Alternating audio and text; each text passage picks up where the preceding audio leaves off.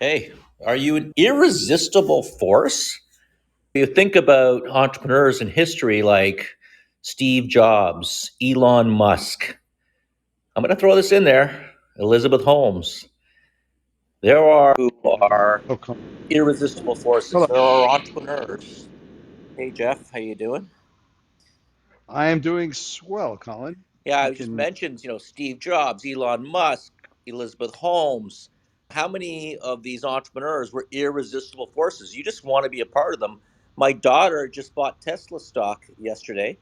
She wants to, she wants a piece of that. Like there are just people who launch these businesses.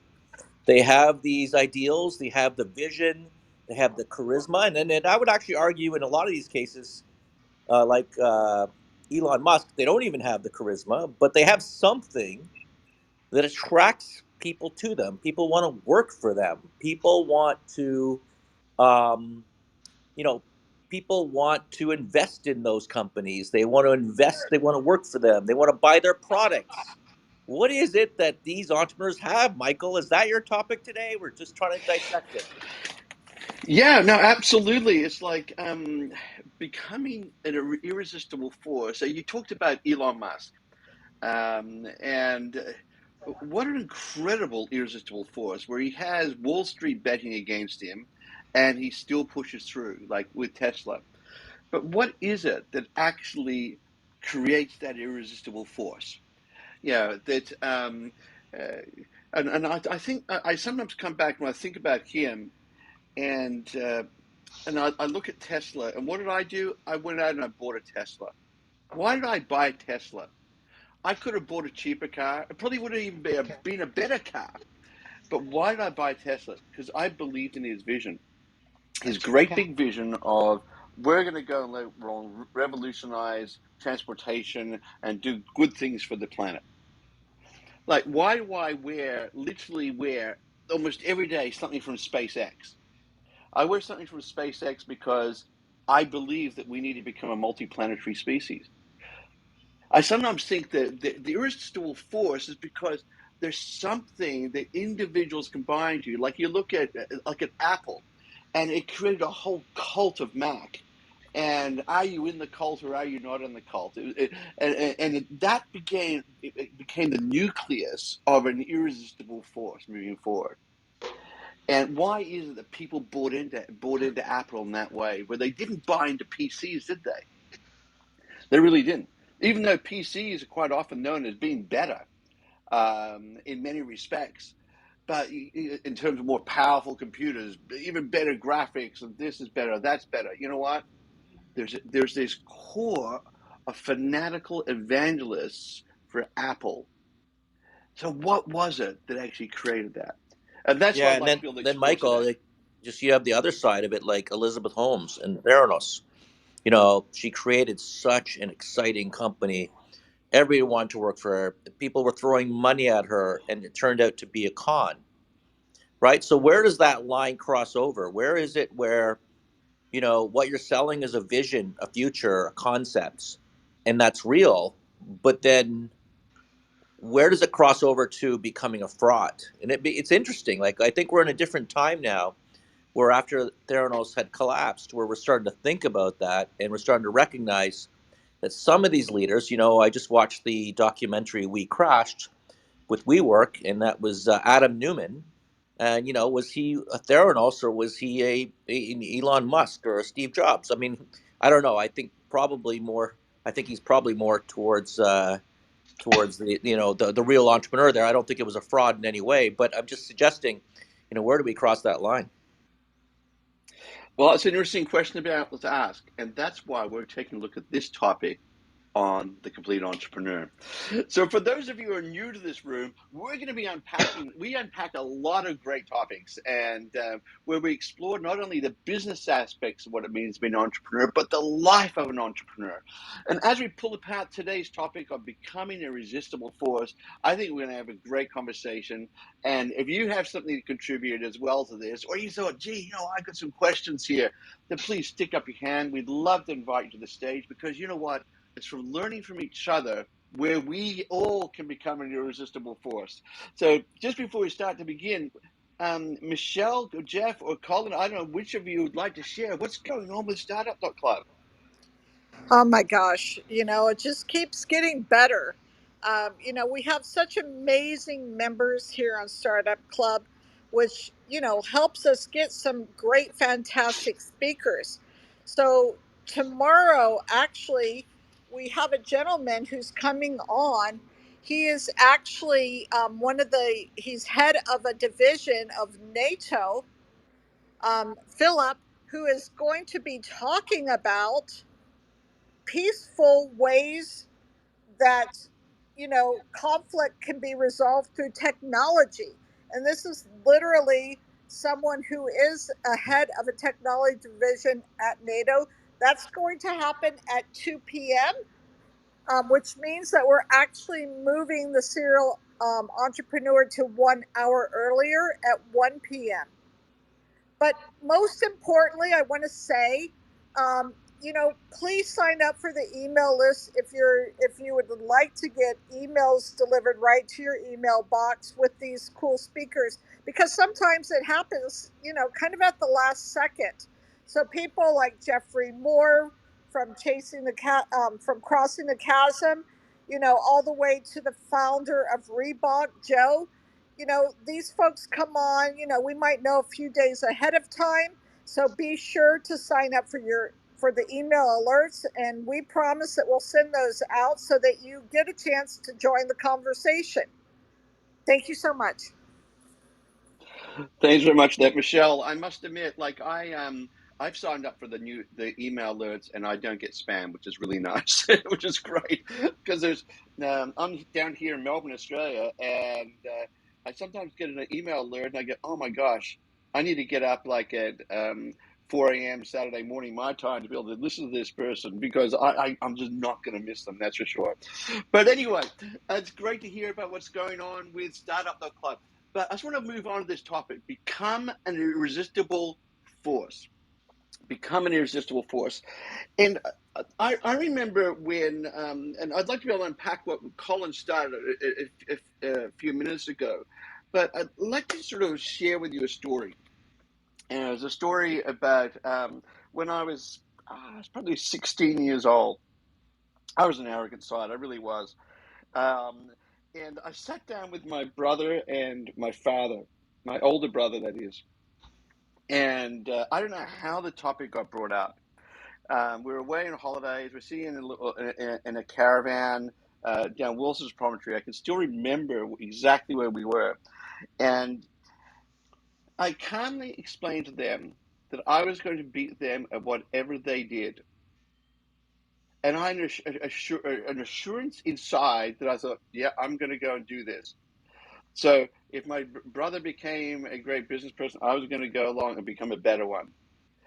And it was when I look back on that, it was like there was this switch went off inside of me that yeah, I can do it. I can do this. And it wasn't because I wanted to beat them and crush them and or something like that. It was just like we had a very competitive family, so it was a bit more like banter backwards and forwards and all that sort of stuff and everything. And we spurred each other onwards. And one of the things my dad did was he instilled into me that whole sense of whatever you put your mind to, Michael, you can do it. Whatever you put your mind to. If you want to become, and not only just do it, become the best at it. If you want to become a school teacher, that's fine. Then become the best at it. And he actually trained to be a school teacher. He then went and trained to become a minister of a church. Um, and he said, whatever you do, put your mind to it and be relentless about pursuing excellence. And for some reason, as a kid, I took that on board, and um, but I had this belief that yeah, I can do it. Like if I want to become an astronaut, of course I could. And I'd sit down with my friends, and I found in discussions with them, they would put up all the reasons why you couldn't do something, and I must admit, I'd sit there and I'd just get confused. Like, what do you mean you can't become something, or you can't achieve something? So you just got to put your mind to it. And I thank my father, and dare say, and also my older brother as well, for instilling that into me, of that sense of, if you really, really want it, then you can go after it, and just be relentless in your pursuit of it, of what you're actually after. And whether that's true or not, it's irrelevant. It was instilled into me that I could become the irresistible force. So from that point onwards, I became an entrepreneur. I founded my first business when I was 16, and I've been in business for myself ever since. Um, and bought, sold businesses, raised capital along that journey. And it really, in many respects, comes to that self belief. Now, that's a story that I had. Like, you probably have a story yourself in your life. There was some person, and it could be, and they made you angry. Of, what do you mean I can't do this? Of course I can go ahead and do that. Or there was that some person that crystallized something in your life that you said, yes, I can do what 99% of people don't do, and that's launch my own business.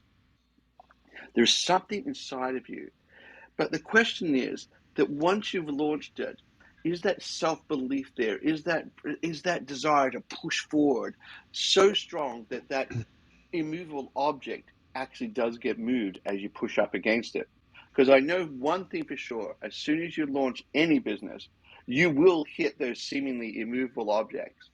I guarantee it, because nothing comes easy. That's for sure. But that's my story, Colin. Before we unpack like Tyrannus and all the rest of them, did you have a person in your life that instilled something in you that caused you to become the entrepreneur you are? Yes, and he died when I was 14 years old. It was my father. Um, Look, he really created the foundation of who I am. I have a saying called integrity over money. He actually was an advertising executive, very successful, became an ordained minister as well. Interesting, you talk about that. Uh, but one thing I've known about business is that people are attracted to those they trust. And I'm talking about not just employees, but I'm also talking about investors here. I had a challenge about, I don't know, what was it, 8, 9 years ago. We had the opportunity to buy a domain extension called .club, but there were multiple bidders on that domain extension, and we had to raise $7 million in 30 days. And so I put together a document. I contacted 36 of my LinkedIn contacts, and I was able to sign up 27 investors. And I think that's based on reputation. The fact that I could do that in a very short order and raise that money was based on the fact that I had succeeded in the past and people knew who I was. They knew how I, they knew that I was made a certain way. Like, this is my metal. Like, this is who I am.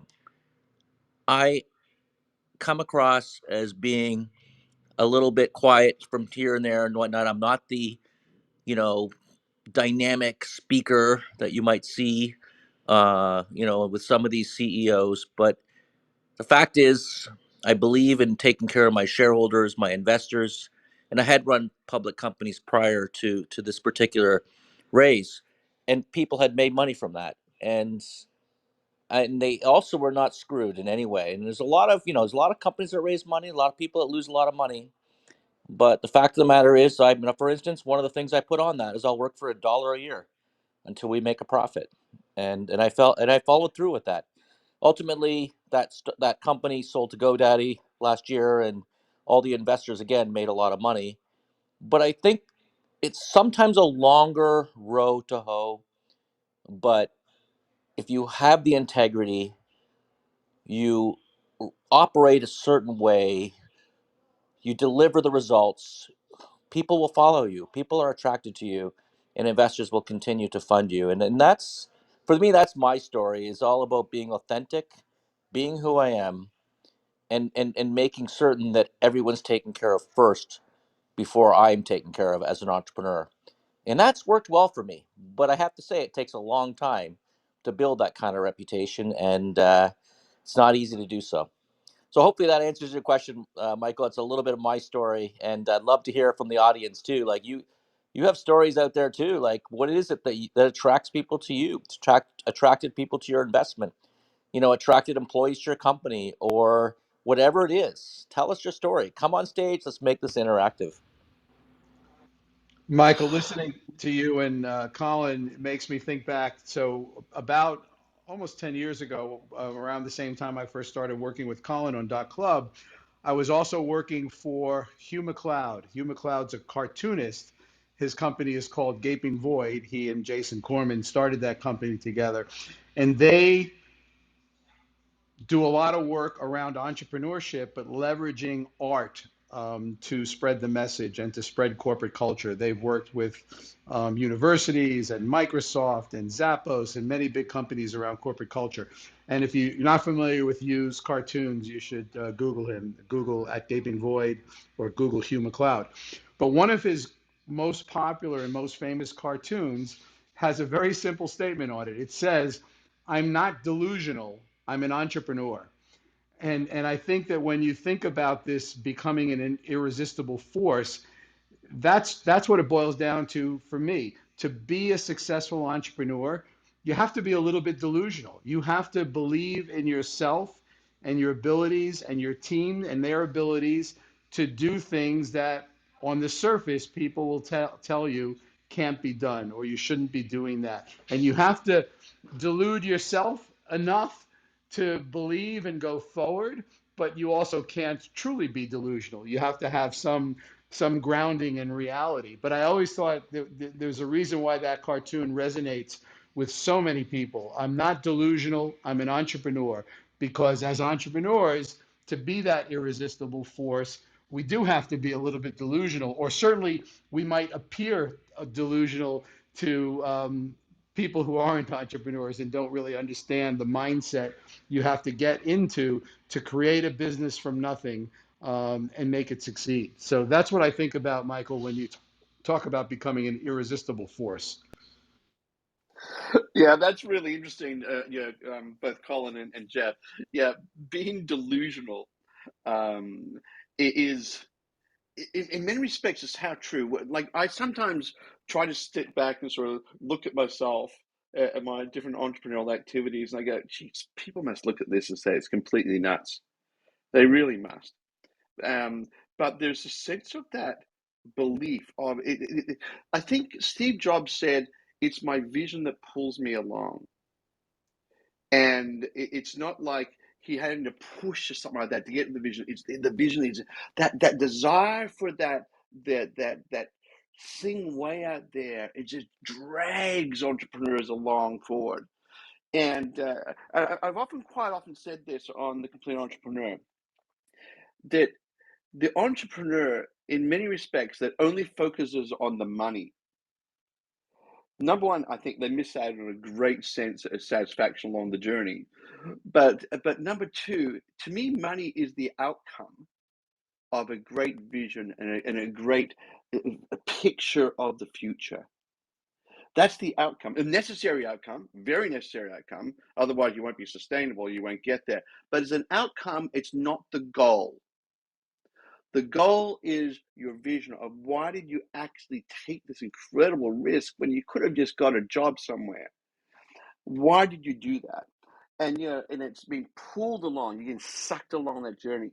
So Michelle, I just want to come to you just on this question of an irresistible force. Was there a time in your life where you said, you know what, there was a person or something like that, or an event that crystallized that sense of energy on the inside, where you just pulled along by visions? Yeah, for me it's been a very perplexing thing. And I'm going to kind of skip to something else if I can, Michael. When I saw Sure this thing. topic come up, can they hear me? Hello? Yes, we can hear you, Michelle. Yeah. So when I saw this subject come up, it reminded me of an article actually that I read some time ago And so I went looking for it. Actually, it was in 2016 in the Harvard Business Review, because I had always had this feeling like, oh my God, I don't know if I could do this. You have to be, like one of those super dynamic leaders, right? That everybody's just in awe of, and you're like this, you're Jack Welch. You're like brilliant in every aspect of your life, and you can charm board of directors and investors, like you're the ultimate personality. You're the superhero, so to speak. But what really resonated me about this particular study that I read, like I said, it was back in, the article was written in 2016, was they were saying that some of the most successful entrepreneurs, specifically CEOs in this scenario, were actually introverts. And their brilliance was not necessarily recognizable by their charming personality. But what they found stood out in terms of folks that were successful in those roles, they said were three things that I would like to share. They showed a greater sense of purpose and mission. Okay, that's great, right? They demonstrated passion and urgency. So, for me, that was really kind of something I had never thought about, that made sense, because again, I always thought, oh, you're born a great leader and you're this super dynamic person like the president of the United States or something like this. So when I think about becoming an irresistible force, the word irresistible, I'm going to tell you, throws me off a little bit, because some of the most successful entrepreneurs I know, I'm going to be quite candid, they're not irresistible. But one thing, they are consistent, and they get results. Some, don't have the love and, cherish this whatever, of their staff or others, but they get results. So I think there's a lot of different ways to approach this. And for me personally, I believe to become a force, I do think you do need that mission and passion, right? And but most importantly, that you can rally people, whether it be through coercion. I'm gonna that is a tactic, right? Or by them just being fans in love with you, to get the job done and get it done in a more successful way than a single person could. So that's kind of my thought. Again, I'm just, I've known CEOs are like, I know that I'm right, and then we're going to do it my way. And, gosh, some were right, some were wrong. And then there's more, some that are like, I'm going to talk to everybody and we'll figure it out together. I think it's very different for every person. And it's very different in terms of how they comprise their board, their investors, and their employees. But I think at the end of the day, can you execute, and can you get the job done? So to me, I'm trying to strip away the emotions and figure out, is this something that is, valid for us all to get behind, and can we get it done? Thank you. Yeah, I think it's interesting what you're saying here, because it's not all about having charisma. You know, the reality is the vast majority of leaders in our society are highly dominant, highly influential. If you follow the DISC profile, which which means they're basically social, and at the same time, they're dominant. They're moving things forward. But the reality is, some of the more successful um, entrepreneurs like Elon Musk or Bill Gates or Steve Jobs, I mean, when you actually see them speak, they're not actually that charismatic, but yet we're attracted to them. So this notion that we all live by, that you have to be the head of the class, the top, the top in your school, of you're the most social and everybody likes you, the high school mentality is wrong. You're right. There is something. Don't get me wrong. If you are, you can walk into a room and you can command that room, and you're the star. You're the show in that room. What 50% of business is show business, right? So I'm not saying that that isn't important. And if you got it, you got it. And most entrepreneurs actually have it. But there's a number of us, like Michelle and myself, who don't have that affable style, and yet we somehow succeed as well. And I think it's something different. And what is that law of attraction? What is it? What is that? I'm curious to hear what Ron's going to say. But what is it that these entrepreneurs have that get people to follow them into the abyss and to launch a new TLD like a dot club and fight for 10 years? I mean, what is it that they have, Michael? Yeah, I think you both bring up some really interesting things. I just want to jump down to Ron here. Ron, it's great to have you on the Complete Entrepreneur. Thank you. And if you're a person in the audience and you're saying, "Yeah, I've got something to contribute to this conversation," please stick up your hand, just like Ron has. Ron, over to you. How do you Thank you. become an irresistible force? Well, I've had 6 successful ventures. One of them went from nothing to $1 billion acquisition. And what's unusual about these ventures is none of them required heroics, courage, struggle, intense, grueling hard work.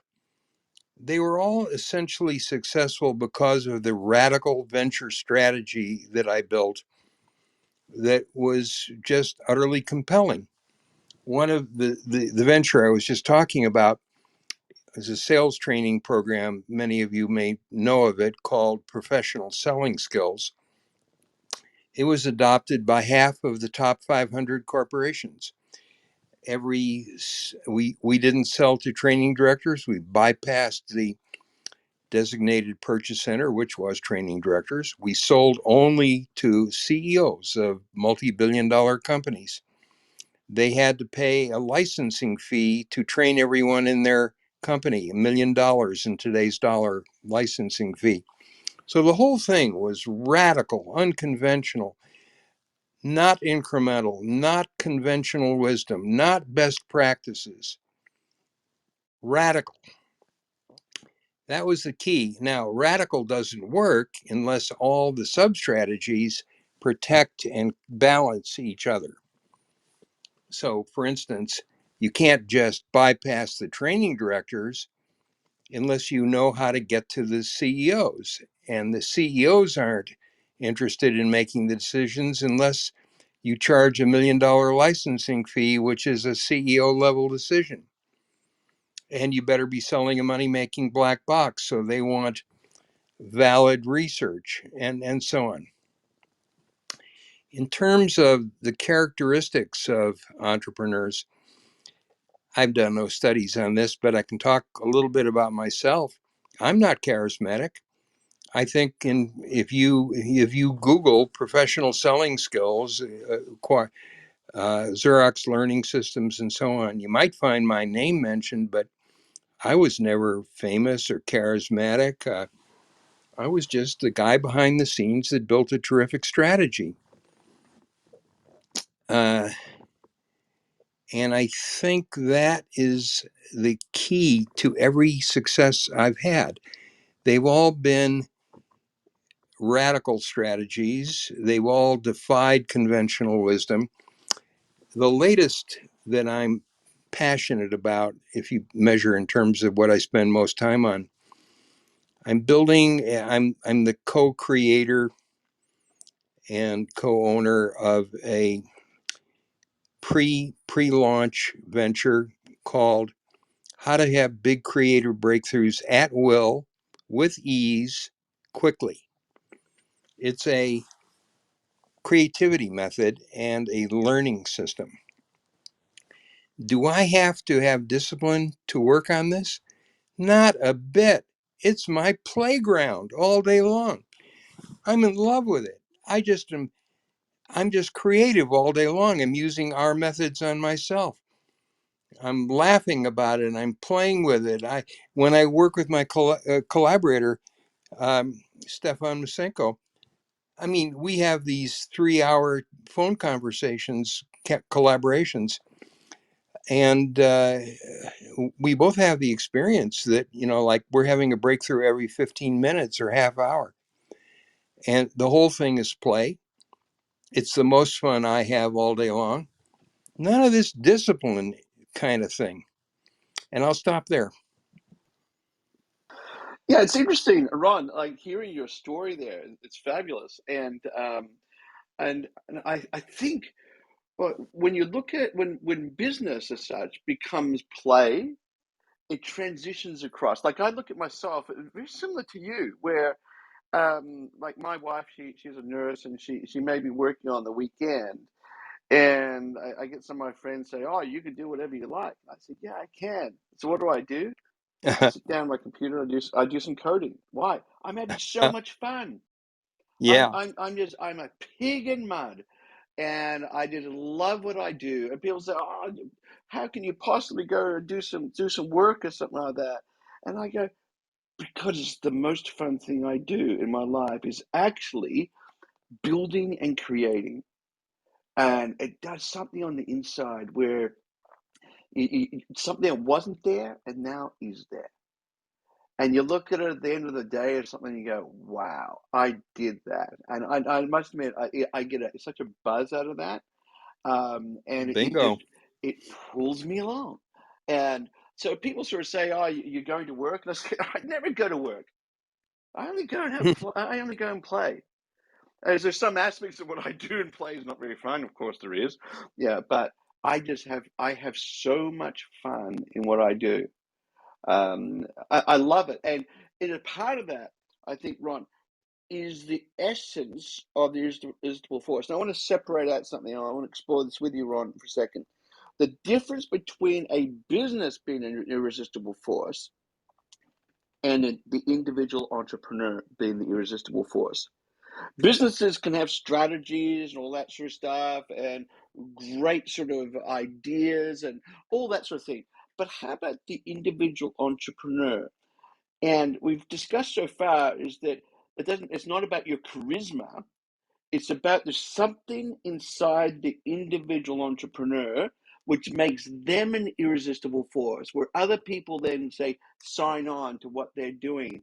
Other people want to go and play with them as such. So, what is it about the individual? Can you comment on that at all, Ron? Yeah, I think it'd be nice to think that it's my personality, relationship stuff, but I think my ventures have been successful because people wanted to buy into the mission, to the idea. Um, so, for instance, one of my ventures is Telesession Corporation. I founded that. We ran 4,000 telephone conference discussion groups, kind of like this. Um, George Silverman is fond of saying that I invented social audio when I ran the first such telephone conference groups. And the idea there was, and I am talking to your point, Michael, about what's the driving force that had staff want to join the company and clients want to invest in investors and so on. The idea was that word of mouth could finally be harnessed instead of just thinking of word of mouth as working because a seller didn't pay for it. It had to be a friend, a relative, a client who you could trust. So my idea was, well, wait a minute. What if we ran objective, unbiased conferences, rigorously moderated to not be promotional? What if we assembled groups of people who were all in a field like high prescribing doctors or large acreage farmers or various populations? And what if we promised them that there would be no pitch, there would be no presentation, there would be the sponsor who was paying for it wouldn't be there, wouldn't have any control whatsoever over the agenda and the content. It was all going to be their interaction, their swapping their ideas on the assets and liabilities of any given product or service. Well, the participants thought, well, that's nifty. I can get word of mouth. But of course, their attitude was, well, can this be true? I'm very fond of the idea that if someone is skeptical, skepticism is your friend, because skepticism is cousin to curiosity. So somebody will participate in such a session, and by gosh, it is an objective, unbiased discussion. It is bringing up all the negatives and positives of the product. There is no pitch. So they keep coming. And then the sponsoring company sees we aren't kidding, that they have no control. They can buy word of mouth as long as they don't exercise any control over it. Their product or service just has to be good enough. So, there you have some. What gave life to that? Why did people want to join that? They liked it. It was honest marketing, that it was radical truth marketing, that everyone, the sponsors and the participants and everyone involved, heard the same story. It wasn't some trick, it wasn't a manipulation. It was thoroughly honest. It was just exactly what it claimed to be. And so people could fall in love with it and join it and, be passionate about it. And I'll stop there, Michael. Yeah, once again, a wealth of experience there, Ron, in what you're sharing. And it, there's so much I find in this topic of how to become an irresistible force. There really is. Like, you're listening to The Complete Entrepreneur, and if you're new to this room, we love having people up on stage and to share their stories on the topic and everything. Or if something piques your interest, then come up on the stage, ask the question that you may have. Yeah, because it's from all the learning from all of us that we can actually move forward as entrepreneurs. But anyway, yeah, the other thing I began to think about in entrepreneurship, and we're going to come to Faizan in a second, is this question. And the question is, in today's modern age, where are the next adventures?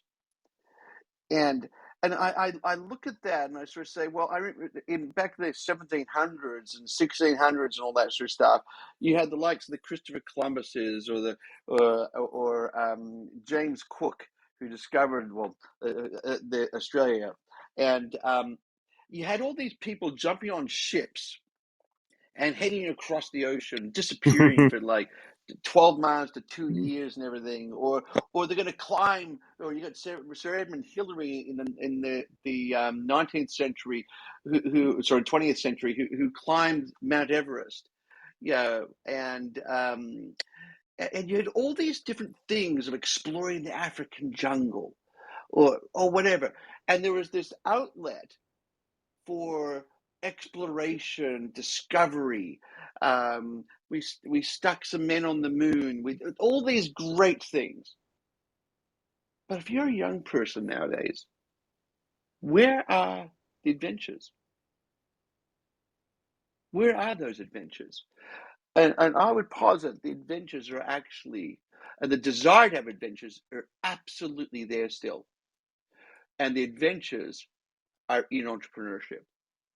Right. And being an entrepreneur is what it is, and that desire on the inside to make a difference, that you just don't want to go silently into the night, and disappear, but you actually want to make a difference. And I speak to young people, and I see it in their eyes, that they just want to make a difference. They want to make a difference, and they have that drive, but they don't know where that drive needs to go. Many of them, because all the adventures have been done, as far as they can work out. Oh, no, And I no, began to no. talk about. I remember, No, not all the yeah. adventures have been done. But I know No, I you want agree with five. you with that, Ron. I agree with you, Ron. I remember when I was asked to speak at my son's school, and to their business class. And I sat up the back, and the teacher was talking, and I finally sort of, like, it was my turn to go at the front. And all due respects to the teacher, they're boring as anything. And I began to open up the adventure of business. And I could see the light go on in these kids' eyes. And so, with the teacher's permission, I said, "Look, can we run like a project. And she said, yes, what's the project? I said, the project is developing a business plan. And I'm coming up with new ideas and everything. And I'm going to put a cash prize up for the best business plan. And it was amazing, just like, number one, cash prizes. You're doing schoolwork, you get a cash prize. That's a motivation, trust me.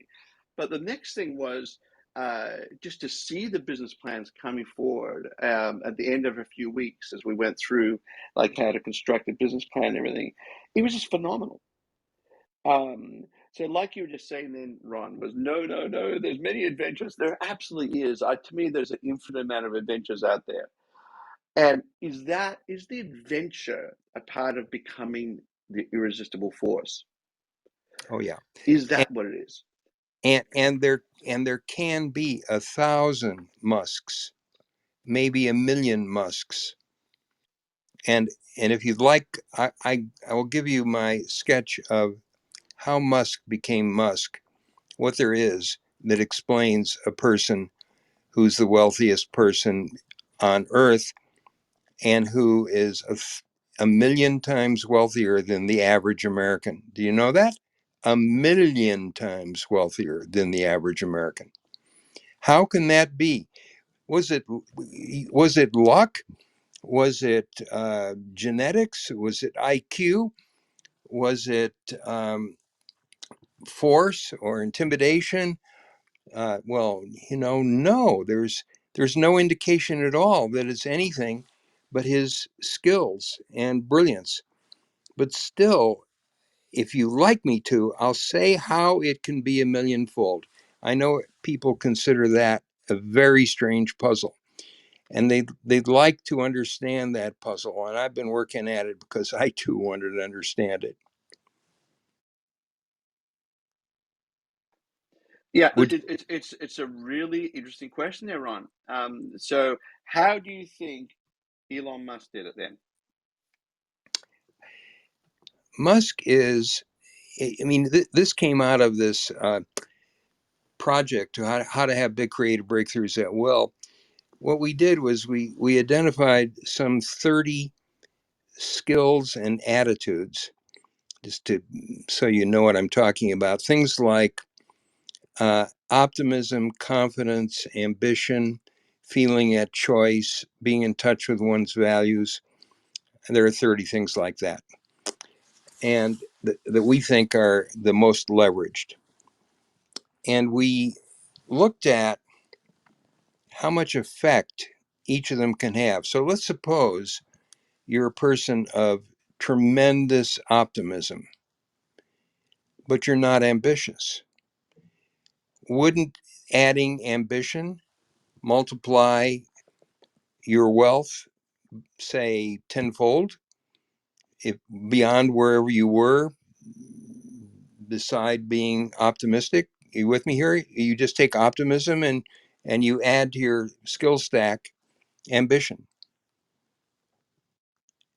and so on. And if you play that game over and over again, and if you imagine as you add each thing to the mix, you find things that are so leveraged that it's easy to imagine that they would have a tenfold effect on your overall success. It You easily get to 1,000,000. You easily get to a multiplier of 1,000,000. The average wealth of an American is approximately $100,000, and Musk exceeds 100 billion. And 100,000 versus 100 billion is a millionfold. So then the next puzzle people wonder about is, yeah, but as you said, Michael, when he's speaking, he's a mischievous guy. He's playful. He's terse. Um, but he claims he has Asperger's. He sometimes stutters. Um, he doesn't look like he's some, god, genetic god. No, it must be something else. It must be his mindset, his skills, and his attitudes.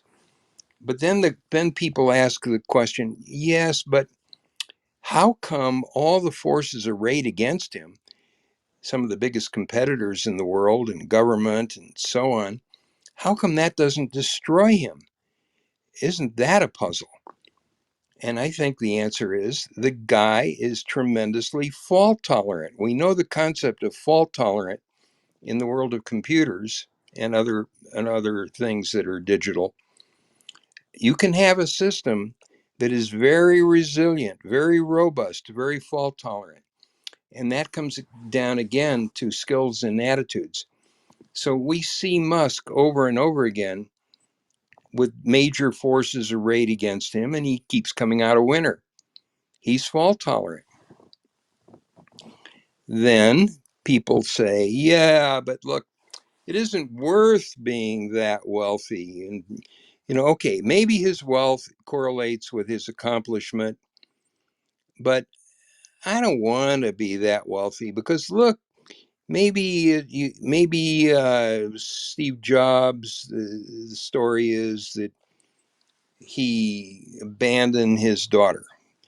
And there are many stories like that about, and a story about Musk would be he abandoned his family to sleep on the factory floor for 3 years. He's had 4 marriages. So, what's going on there? I think what's going on there is a simple case of it's not quite envy. It's like an ordinary person, and all it takes is, out of hundreds of millions of people, all it takes is a few thousand to say, I feel demeaned and humiliated that this guy could be that accomplished and that wealthy, and I'm just average. And they want to find an explanation for their averageness. So they look for Musk's feet of clay. And they look for something like, oh, he's abandoning his family by sleeping on the factory floor. Do you really think that? I mean, this guy who can afford teachers, who has founded a brilliant school.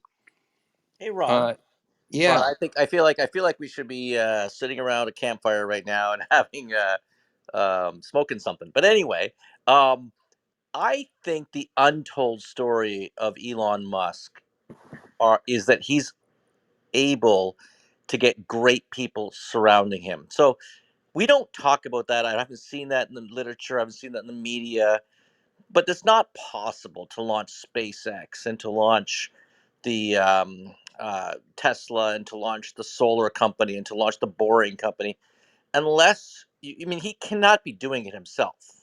So that indeed. means he has to be hiring great people around him, and they're Absolutely. hiring great people around him. So yeah, he sets the tone. He's the pace car, sets the tone, and then what you've got is a company of great people, and those people, we don't know their names yet.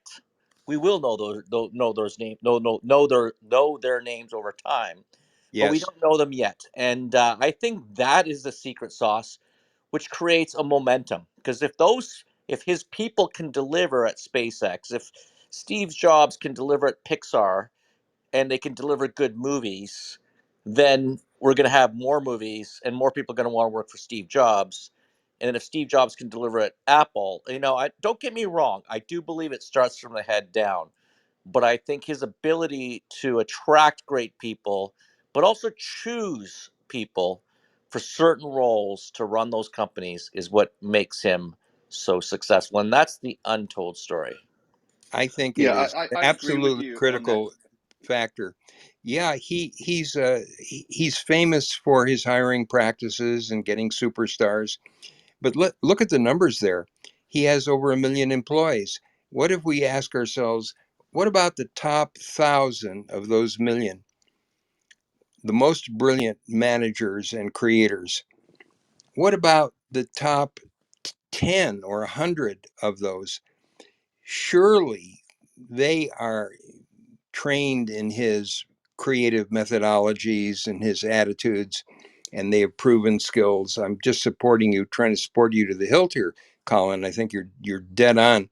But then some people think it's a mystery because why don't we know about these people? And I think the answer is, well, Musk is a very clever guy. He wants the PR focus to be on him and his brilliance.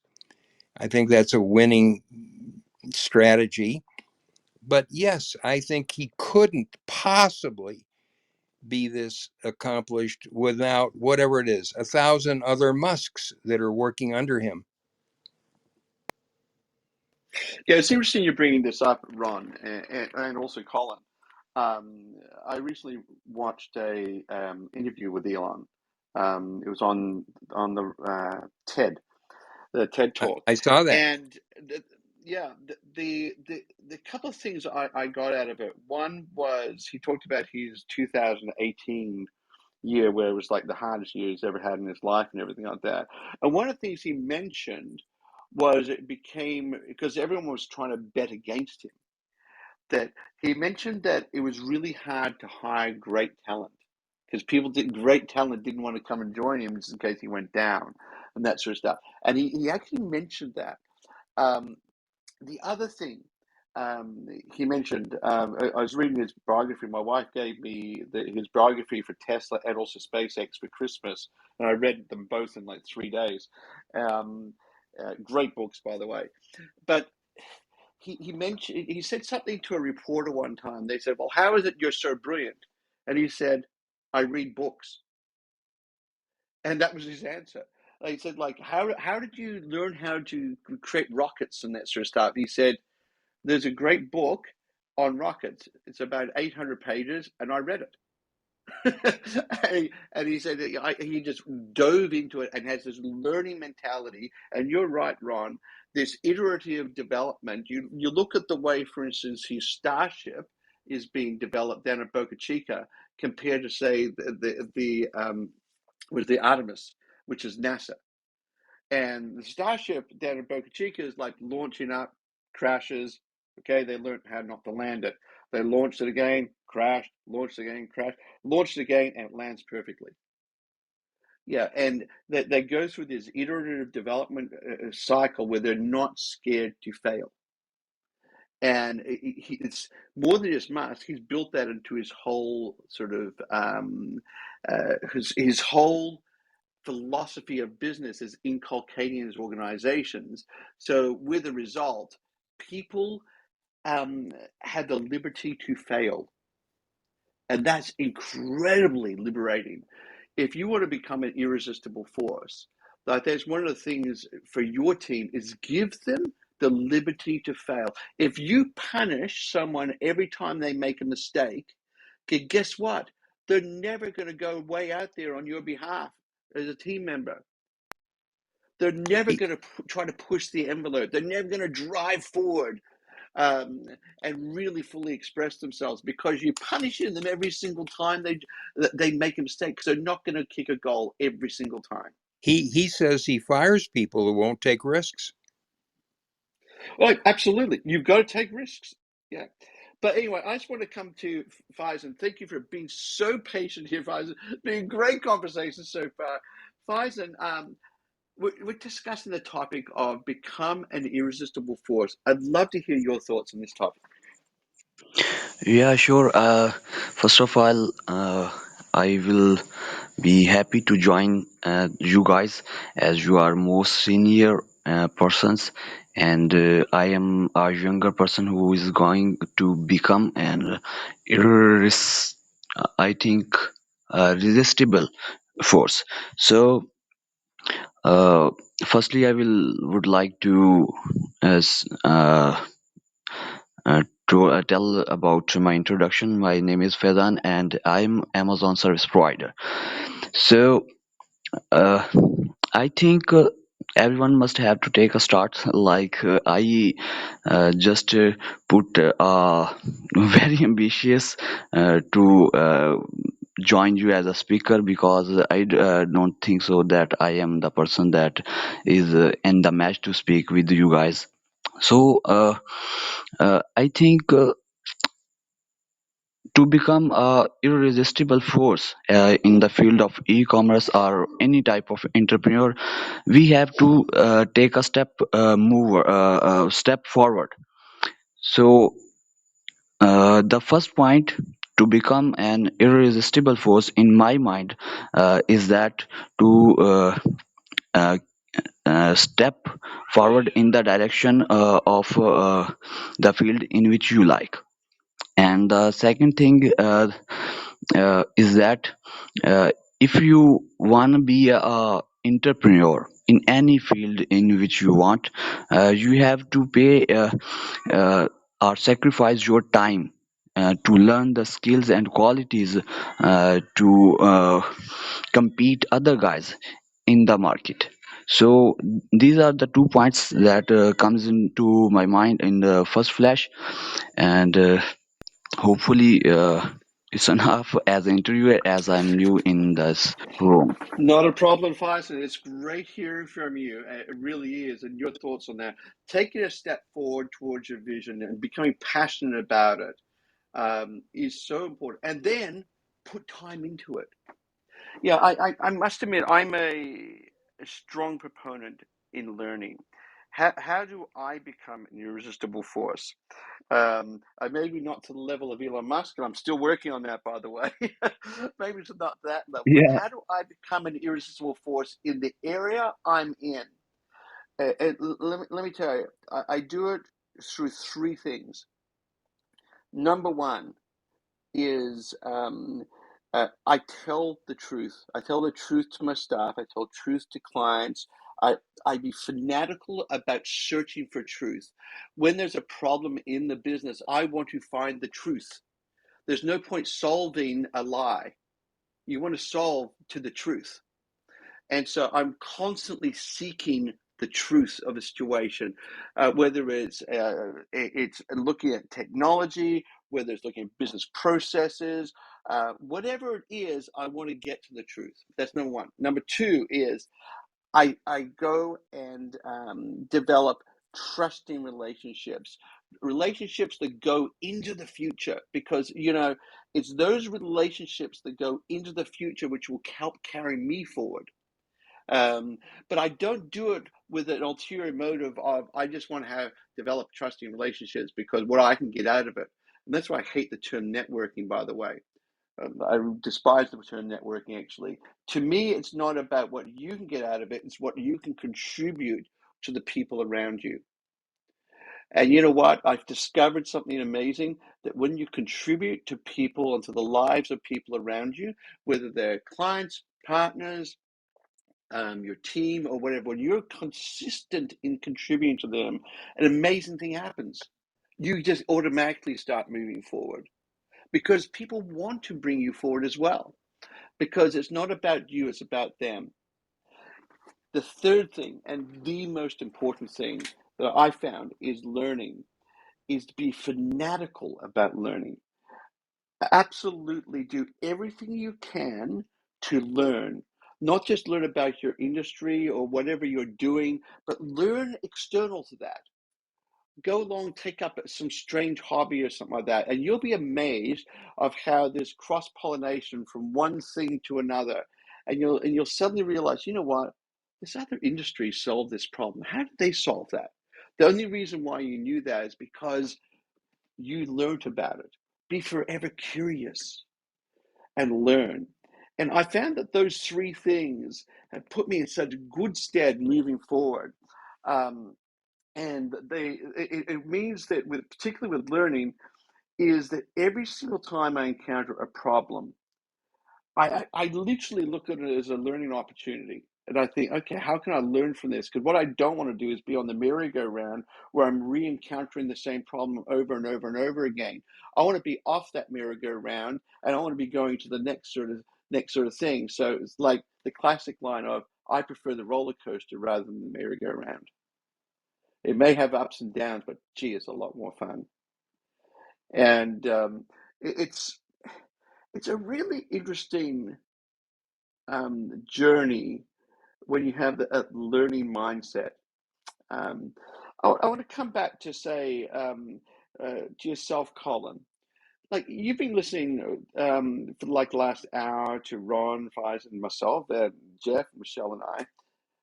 Has anything really crystallized for you in this conversation about becoming an irresistible force?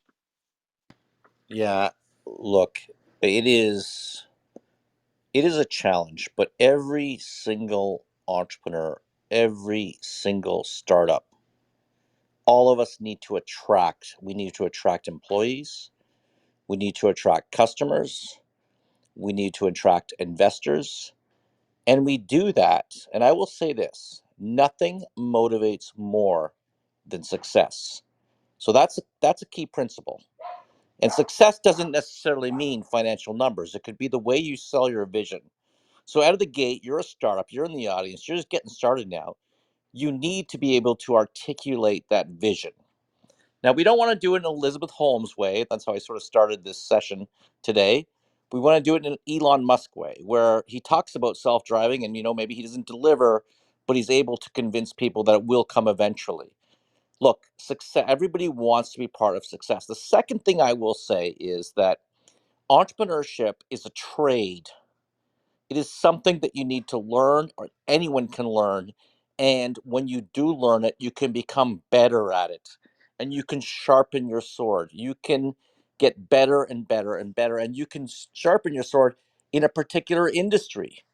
Entrepreneurship is fairly universal, but then you can focus on a particular industry. Michael, if you wanted to hire someone to run your new domain extension, your new Michael, who would you hire? I mean, there's a few people around the world, but there's also some people on the stage, Michelle, Jeff, and myself, who ran Club and were very I would go successful at it. straight to So, you guys. so, but what did we do though, Michael? Why did we do that? And why would people trust us to do it again?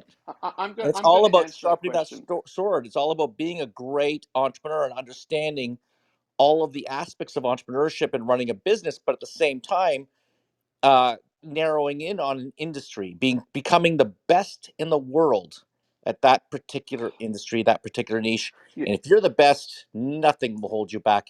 And it doesn't have to be in a huge space. It can be in a very small space. It could be in a small community. It could be in a small town. But you got to be the best at what you're doing. Period. yeah, I would agree with you on that, Colin. Everything you said there. But you asked an interesting question of me. Who would I hire for a dot Michael as such? And I would immediately go to you, Jeff, and Michelle. And maybe not for the reasons you think. And yes, you have an enormous amount of expertise, and that's important. But there's the reason why I would go to you guys is because your genuineness, and I can trust you, that you've been genuine over the years. You've never gone along and told me of some sort of furphy or something like that or whatever. You've been genuine in everything you've shared, and you've been consistent at it. And there's something about consistency. It's like when I was on a platform one time, I was being interviewed at a conference, and they asked me how do you write a successful blog? So I've been writing for many years, and I said it's so easy. It's so incredibly easy. I said, well, how do you do it? And you see, like the audience is all beginning to lean forward. They're expecting some sort of like, is it SEO? Is it some sort of marketing campaign? Like, what is it? And I said, it's so incredibly easy. And they're right at the edge of their seats. And they finally the interviewer says, come on, tell us how you did it. And I said, I wrote 2 to 3 articles a week for 10 years. And you can see everyone went, oh my goodness. And there's something about the consistency of in that case, and there's a consistency of the relationships, and even the way you guys conduct yourself, even in the complete entrepreneur.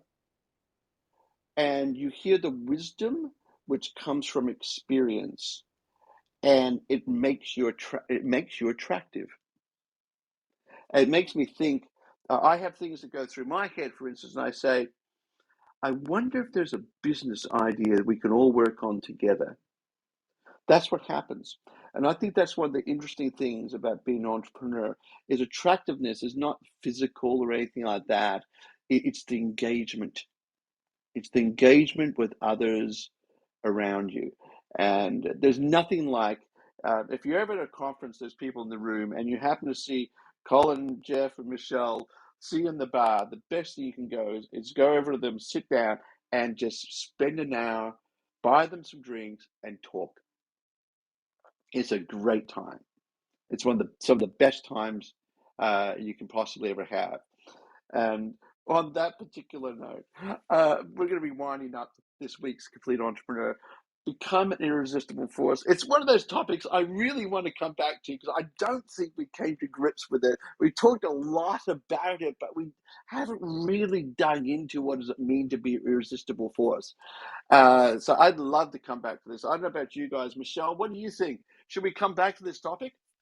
Yeah, I love this topic, and I think we can definitely drill down. And I'd love to hear, more people come on the stage and tell their stories.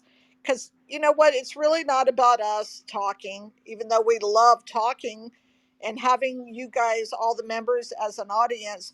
We really want to hear what you think and what your experiences are. So thank you for attending today. And thank you, Michael, for hosting this show.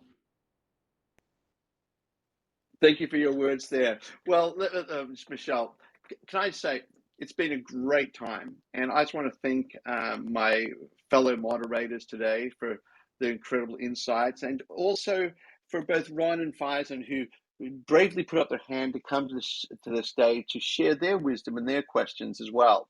It's fabulous having people come from the audience. But for those of Pleasure you in the meeting you all. audience, thank Good you, to see Ron. you, Ron. Yeah. Yeah, Ron, we And for really the, appreciate you on today because you really delivered the goods today. Thank you. yeah, you certainly did, Ron, and I look forward to seeing you next week. That's for sure. And speaking of which, this is the Complete Entrepreneur, and it's run at 5 p.m. Eastern Time every single week, and we explore what it means to be an entrepreneur, not just the business aspects. We try to dig in deeper of like what are the foundation stones of entrepreneurship? What are the emotional challenges we may go through? What are the joys we go through? What are the highs and the lows? All those sort of things. And the reason why we do it is for those of you in the audience. We love seeing you come each week, and it's an absolute joy to see you in the room. And I just want to thank you very, very much for everything you do just by being there. It's an inspiration. So thanks very much for that. Next week we're going to be taking a look. Well, we may actually open this up a lot further. What does it mean to be an irresistible force, and where does that come from? And we'll pursue that probably a little bit more because there's a lot of questions I've got on this topic that really need exploring. I imagine you do as well. So I look forward to seeing you next week, 5 p.m. Eastern Time. Thanks a lot. Have a wonderful week, and may you be unbelievably successful in all you do. God bless. That's awesome, Michael. And we'll see you tomorrow. We have the Deputy Director of NATO coming on at 2 o'clock Eastern.